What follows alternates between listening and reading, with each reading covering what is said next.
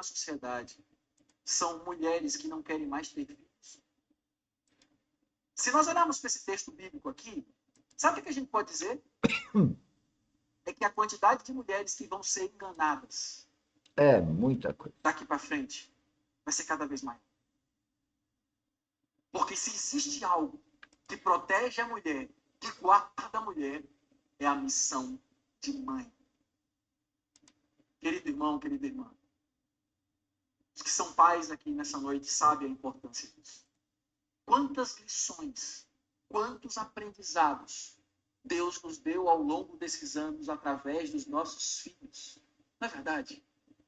Quanto choro, quanto joelho dobrado, quantas lágrimas, quantas vezes diante da presença do Senhor.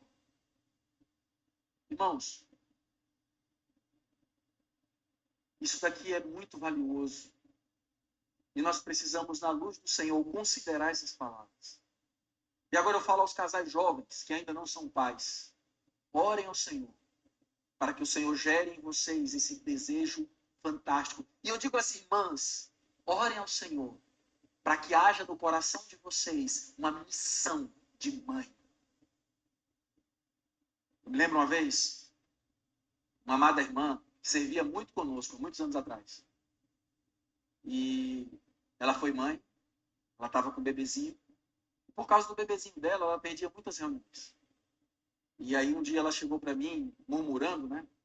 Dizendo assim, irmão, eu estou meio sofrida porque eu não tenho conseguido acompanhar as reuniões. Eu estou toda hora, o bebê chora e tal. E para ela, ela estava falando como se o filho dela fosse um peso naquele momento. E naquela hora eu fui até um pouco duro com ela. Eu olhei para ela e falei assim, amada irmã, qual a sua missão? Aí ela ficou sem entender quando eu fiz a pergunta. Eu disse assim, o seu serviço a Deus hoje é cuidar dessa criança. Se você não entender que cuidar dessa criança é o seu serviço a Deus, você vai ser enganado. A pergunta é, para quantos de nós hoje, cuidar dos nossos filhos é um serviço a Deus? Será que a gente entende isso? Por isso, irmãos, que nós precisamos olhar para esses textos e ter o máximo de reverência diante do Senhor. Que o Senhor possa nos iluminar e nos ajudar. Ele nos uniu, irmãos, e nos deu trabalho.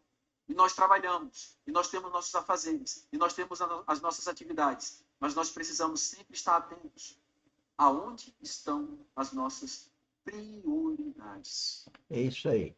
Onde estão as nossas prioridades? Sempre estarão a prioridade, sempre estará em Jesus Cristo.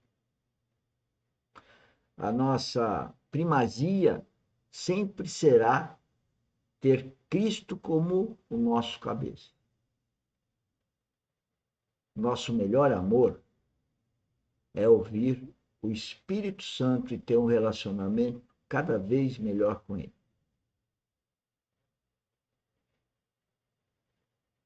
Quando ele falou aí que uma mãe tem cuidado do filho como um serviço a Deus, não é para a glória dela nem dos filhos. Eu diria também que alguém que tem um parente próximo, em enfermidade, idem, tem que cuidar deste parente. Não só por uma sobrevivência física, sobre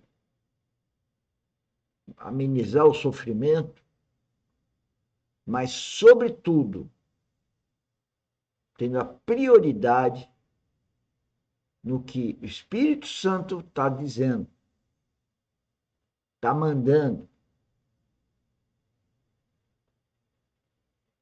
E às vezes é o serviço de se salvar para a vida eterna e salvar esse ente querido, mesmo que ele não venha a falecer, mesmo que ele pare suas dores, mas salvar essa alma para Deus. Essa é a função. É a função. A função do Filho de Deus, a função de quem tem o Espírito vivificado, é salvar almas para Deus. É a única função. Depois tem as consequentes dessa, que é o processo de metamorfose, metanoia, santificação. Jesus Cristo veio com esse objetivo. Ele veio dizer: olha, vivam em mim, vivam no reino. Mas quem é o reino? É o próprio Cristo. Porque quando fala Cristo é a Trindade, é Deus e o Espírito Santo. Então as pessoas, de repente, cuidam dos seus filhos para eles terem um bom emprego, uma boa formação, achando que eles são muito desenvoltos, porém guiados pelo ego, pelo que elas acham melhor para o filho. E você não pode cuidar nem do seu próprio filho pelo que você acha que é o melhor para ele. Mas você tem que ter a certeza no Espírito Santo no que é o melhor para você e para ele.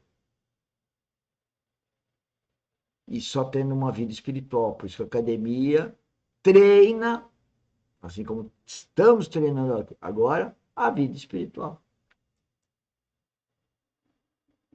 É muito comum, às vezes, e eu quero finalizar essa parte de trabalho falando de um ponto muito importante. É muito comum, às vezes, a gente ter em nossa cabeça, em nossa mente, que o nosso serviço ao Senhor, ele é mais importante, que a nossa família é o mais importante. Mas muitas vezes, na prática, as nossas atitudes mostram que o mais importante da nossa vida é o nosso trabalho. A gente consegue dar nossas melhores horas, a gente consegue dar nossa melhor energia, a gente consegue dar nossa melhor atenção para o nosso trabalho. E muitas vezes a gente não consegue fazer o mesmo com a nossa casa, com a nossa família, com o nosso serviço ao Senhor. Quando o Senhor nos ensinou a respeito de prioridade, Ele não disse que nós deveríamos abandonar tudo para só servi-lo. Ele disse: buscai, pois, Mateus 6,33, buscai, pois, em primeiro lugar. O que nós precisamos considerar, irmãos, é o que vem em primeiro lugar na nossa vida. Qual é a prioridade? Qual é a premissa da nossa vida? Uma vez, um casal nos procurou para ter comunhão e eles estavam tendo problemas. E aí a gente, conversando, a gente foi tomar um café. É sempre bom sentar para tomar um café, né? Eu gosto. Se quiserem me convidar, podem me convidar que eu vou tomar um café. E aí a gente sentado lá para tomar um café, e aí ele falando que não estava entendendo, porque a esposa dele estava cobrando ele demais, porque ele não estava tendo tempo para ela, não estava tendo tempo para os filhos, e aquela coisa toda, e tal. E ele falou: mas Germana, eu tenho trabalhado muito, porque eu quero dar o melhor para minha família. Olha o erro crasso de quem não tem a vida espiritual. E ele está falando de alguém que tem. Porque é um servo aí da Assembleia que ele anunciou quando começou a falar. Trabalha para dar o melhor para a família. Alguém discorda disso nesse mundo? Não. Mas está errado. Você não trabalha para dar o melhor para a sua família. Primeiro que a sua família não é sua. É de Deus. E por ser de Deus, e você também ser uma criatura, ou ser um filho de Deus, você tem que trabalhar sobre as ordens do Espírito Santo e não do que você acha. Sem vida espiritual, como que você vai ter audição espiritual ou visão celestial para saber o que Deus quer para você? Nós temos que entender que Deus deu dons e talentos para cada um de nós para servi-lo. E como que eu vou servir alguém que eu não ouço, que eu não sei a ordem qual que é? E isso que Deus quer, que a gente vai desenvolvendo o relacionamento com o Espírito Santo para cada vez mais entender a ordem do Espírito Santo, o mando, e entrar em processo de misericórdia, de tristeza profunda, onde que dá vontade de desistir. E aí a gente tem que falar misericórdia e procurar se consolar no Espírito Santo, que ele é o Espírito da consolação. Ele consola a gente. É o melhor lugar que você pode encostar a cabeça e chorar. Tanto encostar a cabeça como o choro. No sentido figurativo da presença dele no seu coração. É aquele que, amigo que está disponível a qualquer hora, dia, noite, em todas as circunstâncias. Ele orienta, nos adverte e nos consola nos momentos difíceis.